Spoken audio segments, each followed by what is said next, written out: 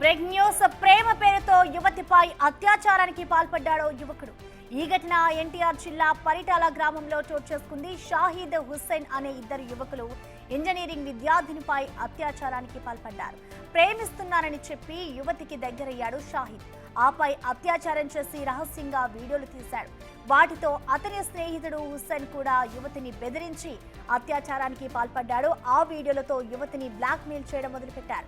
వేధింపులు తట్టుకోలేక ఆ యువతి తల్లిదండ్రుల సహాయంతో పోలీసులను ఆశ్రయించింది.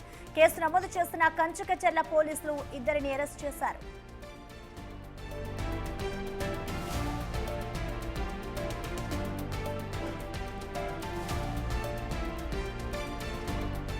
ప్రేమ పేరుతో యువతిని అత్యాచారానికి పాల్పడ్డాడో యువకుడు. ఈ ఘటన ఎన్టీఆర్ జిల్లా పరిటాల గ్రామంలో చోటు చేసుకుంది.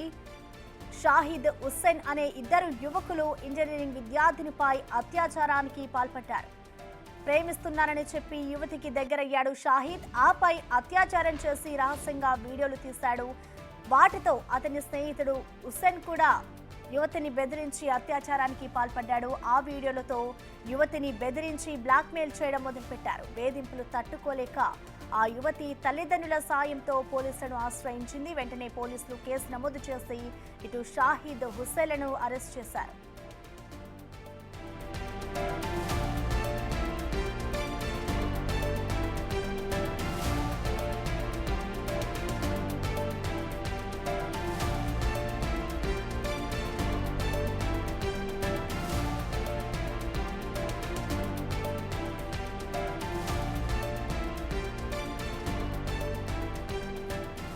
ప్రేమ పేరుతో యువతిపై అత్యాచారానికి పాల్పడ్డాడో యువకుడు.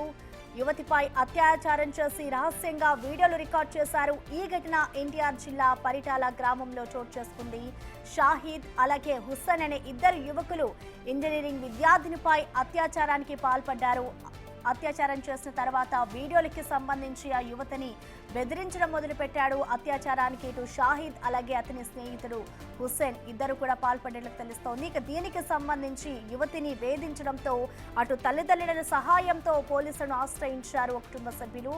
ప్రస్తుతం పోలీసులు వారిద్దరిని అదుపులోకి తీసుకుని అరెస్ట్ చేశారు.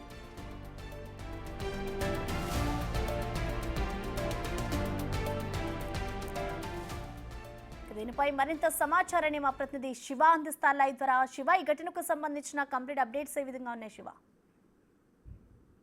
ఇంజనీరింగ్ కాలేజీలో విద్యార్థిపై అత్యాచారం చేశారు. అలాగే ఆమె న్యూడ్ ఫోటోలు వీడియోలు తీసి వారి స్నేహితులకు కూడా పంపించిన పరిస్థితి.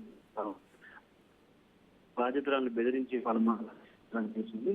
సో ఈ నేపథ్యంలో ఆ వేధింపులు తల్లిదండ్రులు ఫిర్యాదు చేశారు. అయితే పోలీసులు ఫిర్యాదు చేయడంతో కేసు నమోదు చేసి దర్యాప్తు చేస్తున్నారు. కాలేజీలో బీటెక్ సెకండ్ ఇయర్ చదువుతున్న విద్యార్థి అదే హాస్టల్లో ఉంటున్న విద్యార్థిని క్రమంలో విద్యార్థికి పరిచయమై హుస్సేన్ అనే విద్యార్థితో కలిసి ఉన్న ఫోటోలను తన స్నేహితుడు సైదాకు పంపించి హుస్సేన్ ఫోటోలతో విద్యార్థిని బ్లాక్మెయిల్ చేసి పలుమార్లు అత్యాచారం చేసినట్లు కూడా పోలీసులు అయితే విచారణలో వెలుగు చూసింది. ఈ విషయం తెలుసుకున్న బాధితుల తల్లిదండ్రులు కూడా కంచికర్ల పిఎస్ లో పోలీసులకు ఫిర్యాదు చేశారు. పోలీసులు అయితే ప్రస్తుతం విచారణ చేపడుతున్న పరిస్థితి కనిపిస్తా ఉంది. అయితే ఈ ఘటనకు సంబంధించి మొదటి నుంచి కూడా ఎవరైతే సైదా ఉన్నారో ఈ సైదా వైఎస్ఆర్సీపీకి సంబంధించి అనుకూలంగా ఉన్న పరిస్థితి కనిపిస్తా ఉంది. ఈ నేపథ్యంలో వైఎస్ఆర్సీపీకి సంబంధించిన నేతలు ఈ రకంగా వ్యవహరించడం పట్ల టీడీపీ నేతలు కూడా ఆగ్రహం వ్యక్తం చేస్తా ఉన్నారు. నిందితులు ఎవరైనా సరే కఠిన చర్యలు తీసుకోవాలని చెప్పి బాధితులు అయితే మాత్రం డిమాండ్ చేస్తా ఉన్నారు ప్రస్తుతం.